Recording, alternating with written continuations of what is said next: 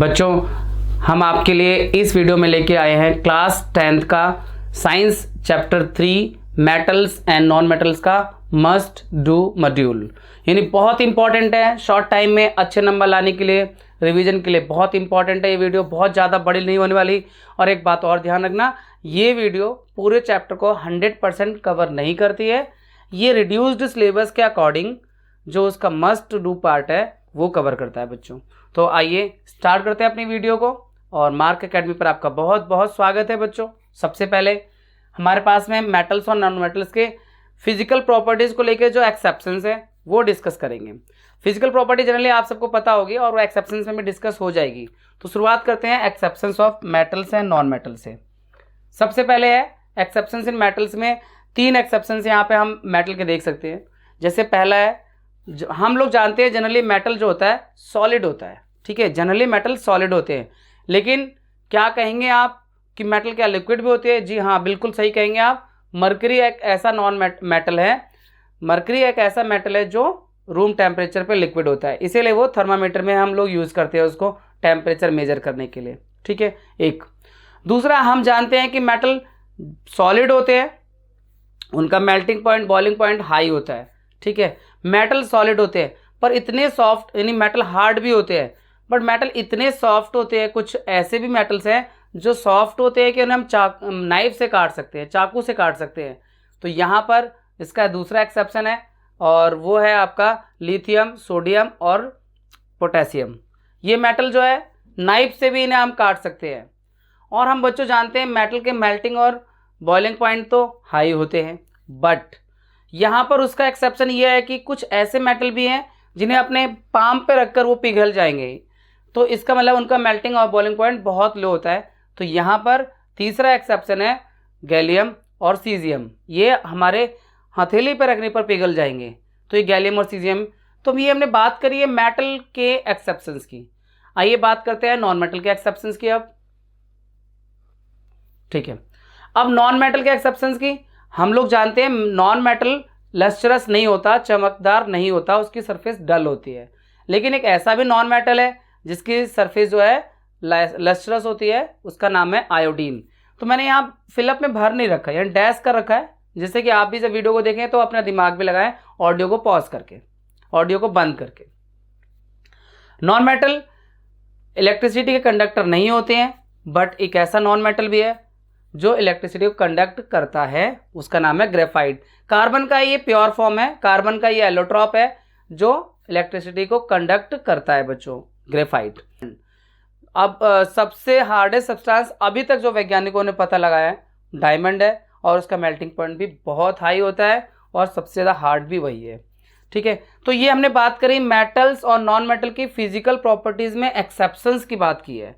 यानी उससे हमें दोनों बातें क्लियर होगी, उनकी फिजिकल प्रॉपर्टीज़ क्या होती हैं और उसमें एक्सेप्शंस क्या हैं। अब हम बात करते हैं मेटल के केमिकल प्रॉपर्टीज़ की। तो जैसे हम केमिकल प्रॉपर्टीज़ और मेटल की बात करते हैं तो यहाँ पे हम सबसे पहले बात करते हैं कि मेटल ऑक्सीजन से कैसे रिएक्ट करता है, फिर हम ये बात करते हैं मेटल वाटर से कैसे रिएक्ट करता है, फिर हम ये बात करते हैं मेटल डाइल्यूट एसिड से कैसे रिएक्ट करता है। तो सबसे पहले अगर हम बात करें मेटल ऑक्सीजन से कैसे रिएक्ट करता है, तो मेटल ऑक्सीजन से रिएक्ट करके मेटल के ऑक्साइड बनाता है। एसिड वाटर से रिएक्ट जब करता है मेटल तो वो भी मेटल के ऑक्साइड बनाता है, प्लस आपका यहाँ पे हाइड्रोजन गैस भी बनता है। और मेटल डाइल्यूट एसिड से रिएक्ट करता है तो सॉल्ट बनाता है, प्लस हाइड्रोजन गैस भी रिलीज करता है। लेकिन ये सभी मेटल्स के लिए इसी तरह से करते हैं, ये जरूरी नहीं है। यानी यहाँ पर नोट करने वाली बात है, all metals do not react in the same manner, जैसा कि हाँ हमने आपको बताया, ठीक है। तो ये हुआ। एक्चुअल में हम इसके एग्जाम्पल की बात इसलिए नहीं कर रहे हैं क्योंकि ये मस्ट डू मॉड्यूल कर रहे हैं, एक रिवीजन मोड में कर रहे हैं बच्चों। आगे बढ़ते हैं। तो अब बात करते हैं, अभी हमने देखा कि मेटल जो है एयर से रिएक्ट करता या वाटर से करता है, तो वो ऑक्साइड बना रहा था, ठीक है। तो मेटल या नॉन मेटल के ऑक्साइड कैसे होते हैं उसके बारे में बात करते हैं। तो बच्चों मेटल के ऑक्साइड जो है वो बेसिक इन नेचर होते हैं। याद रखने का तरीका मैं आपको बताता हूँ। जनरली हम लोग मिल्क और मैग्नीशिया, आपने सेकंड चैप्टर में सुना था, मैग्नीशियम हाइड्रोक्साइड, ठीक है, उसको हम इस्तेमाल करते हैं जब हमारे पेट में एसिडिटी हो जाती है, यानी दर्द होता है एसिड ज़्यादा प्रोड्यूस होने से, उसके न्यूट्रलाइज करने के लिए। तो याद रखने का तरीका है कि वो बेसिक इन नेचर है, इसीलिए इस्तेमाल हो रहा है। तो मेटल के ऑक्साइड बेसिक इन नेचर होते हैं और जो वाटर में डिजोल्व हो जाएंगे, जिनकी बात हमने पिछले चैप्टर में की थी, अल्कालीज की बात की थी, तो वाटर में डिजोल्व हो जाएंगे तो मैग्नीशियम हाइड्रोक्साइड यानी कि वो बेस बना देते हैं, जो हम बाद में एंटी एसिड के रूप में भी इस्तेमाल करते हैं। ठीक है। और नॉन मेटल के ऑक्साइड एसिडिक इन नेचर होते हैं, वो कैसे याद रखेंगे? देखो एसिड रेन के बारे में आपने सुना होगा। एसिड रेन यानी तेजाब की बारिश। मतलब तेजाब कहाँ से आ गया आसमान में? तेजाब नहीं बच्चों, क्या होता है, कार्बन डाइऑक्साइड है या नाइट्रोजन के ऑक्साइड है, सल्फर के ऑक्साइड, ये नॉन मेटल के जो ऑक्साइड है इनका नेचर एसिड होता है, एसिडिक होता है, यानी ये वाटर में डिजोल्व हो जाते हैं तो एसिडिक नेचर शो करते हैं। और इसलिए वाटर में डिजोल्व होने के बाद जो बारिश नीचे आती है, बारिश का पानी, उसे हम एसिड रेन कहते हैं, इन नॉन मेटल ऑक्साइड के डिजोल्व होने के बाद। ठीक है ना, ये आप याद रखने का तरीका है कि नॉन मेटल के ऑक्साइड एसिडिक इन नेचर होते हैं। आगे बढ़ते हैं बच्चों। अब हमारे पास में है एम्फोटेरिक ऑक्साइड। एम्फोटेरिक ऑक्साइड क्या होता है? देखो हमने अभी पढ़ा पीछे कि जो मेटल के ऑक्साइड हैं बेसिक इन नेचर है, लेकिन यहाँ पर एम्फोटेरिक की बात इसीलिए हो रही है बच्चों कि कुछ ऐसे मेटल भी हैं जिनके ऑक्साइड दोनों तरह से बिहेव करते हैं, एसिड जैसा भी और बेस जैसा भी। तो ऐसे मेटल का ऑक्साइड जो एसिड के साथ भी रिएक्ट करते हैं और बेस के साथ भी रिएक्ट करते हैं, उनको हम कहते हैं एम्फोटेरिक ऑक्साइड, जैसे यहाँ पर डिफाइन में दिया हुआ है आपके पास में। और एग्जाम्पल है एल्यूमिनियम का ऑक्साइड या जिंक का ऑक्साइड। रिएक्शन भी दिया हुआ है एल्यूमिनियम ऑक्साइड का, अगर हम हाइड्रोक्लोरिक एसिड से रिएक्ट करते हैं तो आप देख रहे हैं एक सॉल्ट बन रहा है एल्यूमिनियम क्लोराइड का, प्लस क्योंकि ये मेटल है तो आपका वाटर प्रोड्यूस होगा, यानी न्यूट्रलाइजेशन रिएक्शन जैसा दिखता है।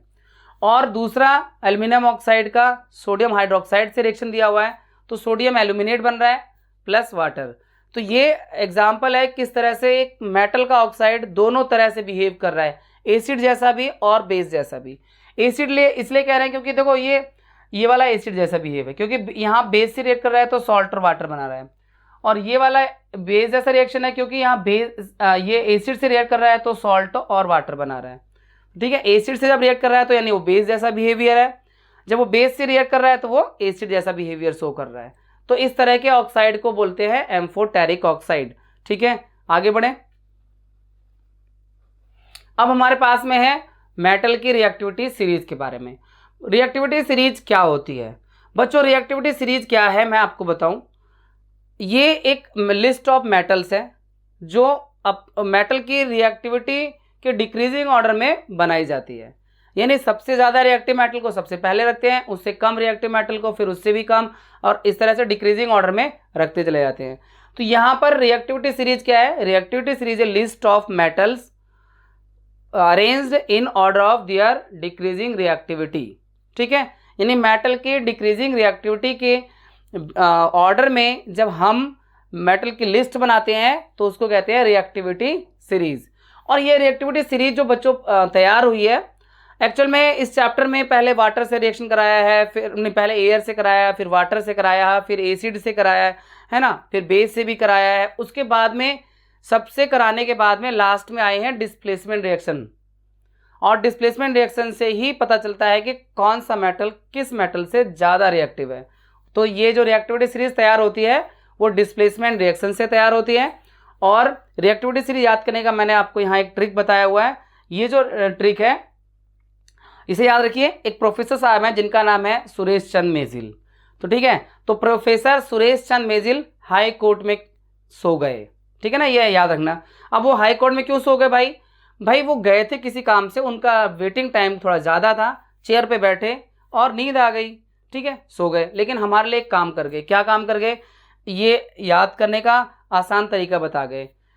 प्रोफेसर SC, ठीक है, professor Suresh Chand Mazil, MAZIL Mazil, high court, SC मतलब हाई कोर्ट, MSG यानी में सो गए। ठीक है, तो यहाँ क्या है? P for potassium, S for sodium, C for calcium, M for magnesium, A for aluminium, Z for zinc, I for iron, L for lead, H for hydrogen, C for copper, M for mercury, S for silver और G for gold.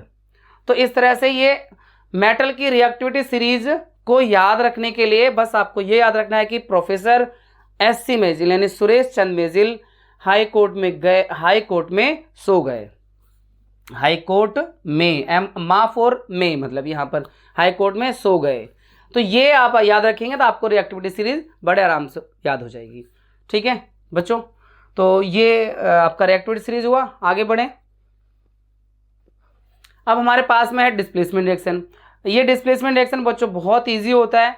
क्या है displacement reaction, इस बारे में हम पहले भी पढ़ चुके हैं कि यहाँ पर एक मोर रिएक्टिव मेटल जो होता है वो अपने से लेस रिएक्टिव मेटल को उसके सॉल्ट सॉल्यूशन से डिस्प्लेस कर देता है। इस रिएक्टिविटी को हम कहते हैं डिस्प्लेसमेंट रिएक्शन।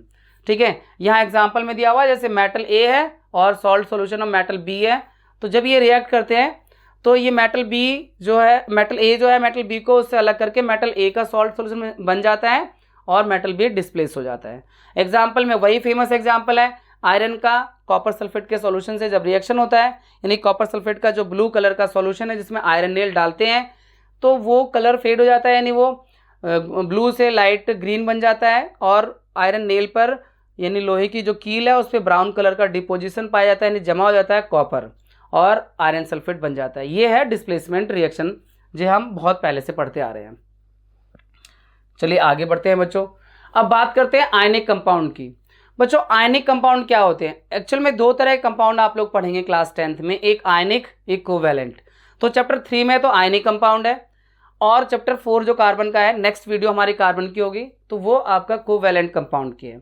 अब बताइए कैसे, क्या डिफरेंस है, ये आयनिक कंपाउंड क्या होता है?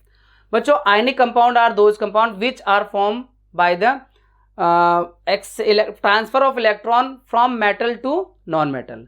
यानी जब मेटल अपने इलेक्ट्रॉन को नॉन मेटल को देता है तो मेटल पे एक चार्ज आ जाता है पॉजिटिव और नॉन मेटल पे चार्ज आता है नेगेटिव, और ये बन जाते हैं आयन। आयन क्या होते हैं? Charge particle.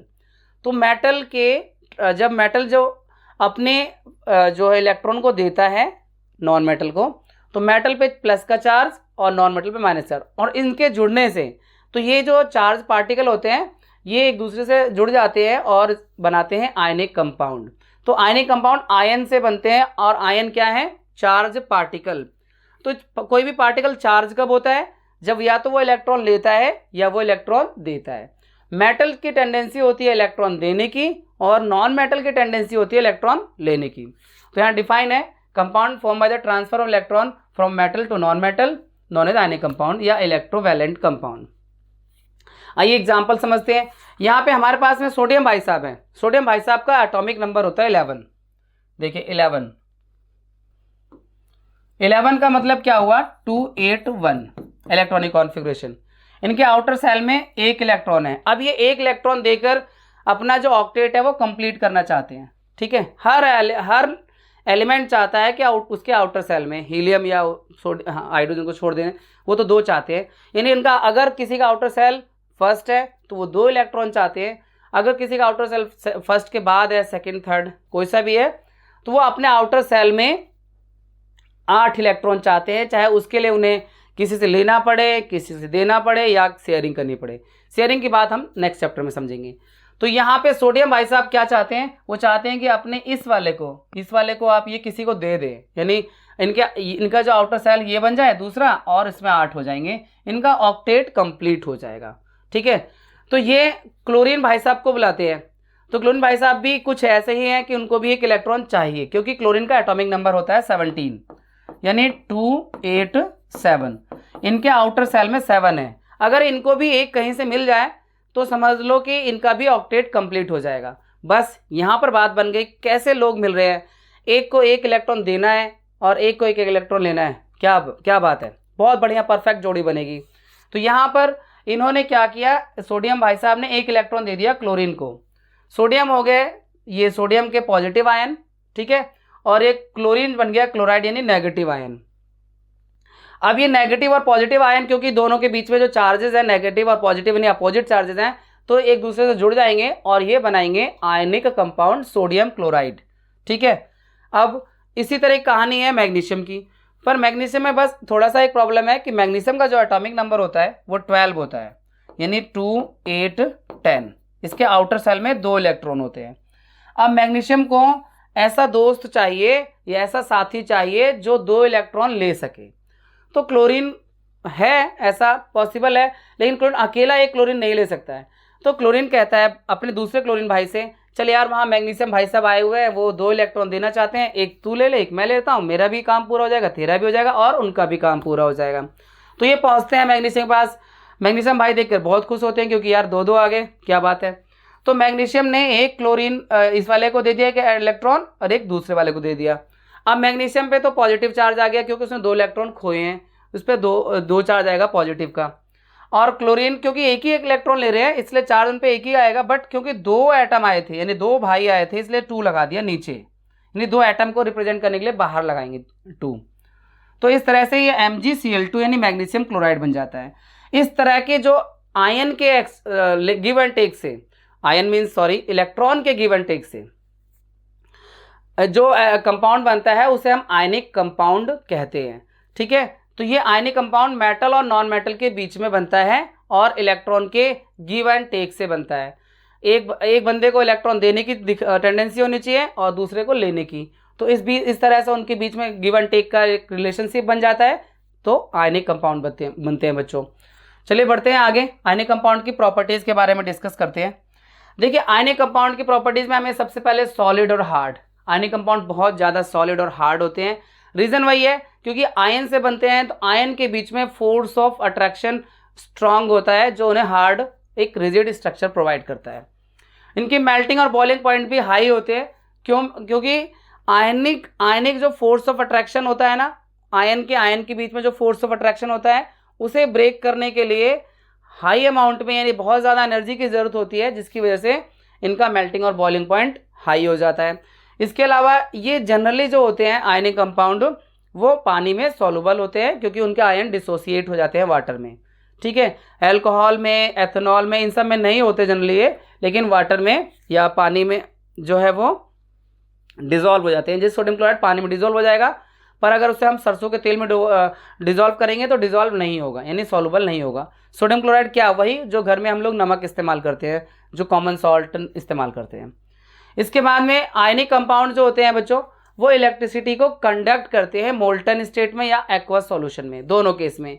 रीज़न वही है कि मोल्टन स्टेट में होंगे या ये एक्वस सॉल्यूशन में होंगे तो आयन प्रोड्यूस करेंगे और आयन जो है वो चार्ज को कैरी करने में हेल्प करते हैं, जिससे इलेक्ट्रिसिटी का कंडक्शन बनता है।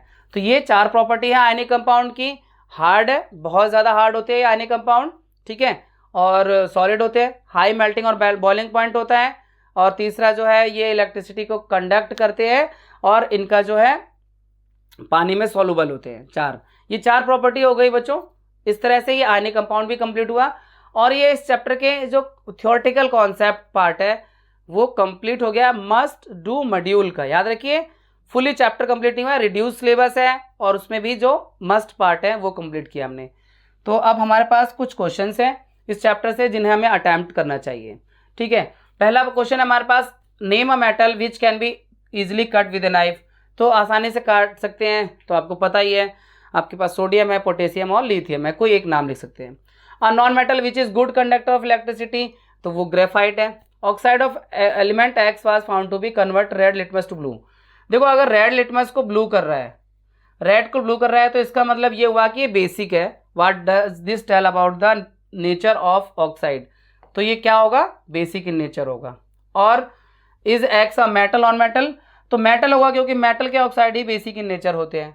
ठीक है, what happens when zinc granule are added to sulphuric acid.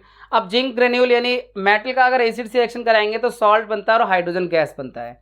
तो यहाँ पे क्या होगा, हाइड्रोजन गैस बनेगा और जिंक जो है जिंक सल्फेट भी बनेगा, एक सॉल्ट बनेगा ZnSO4 और हाइड्रोजन गैस प्रोड्यूस होगा। रिएक्शन को आप कैसे लिख सकते हैं, रिएक्शन को लिख सकते हैं zinc plus H2SO4 gives zinc sulphate plus hydrogen gas, और उसको बैलेंस कर लेंगे।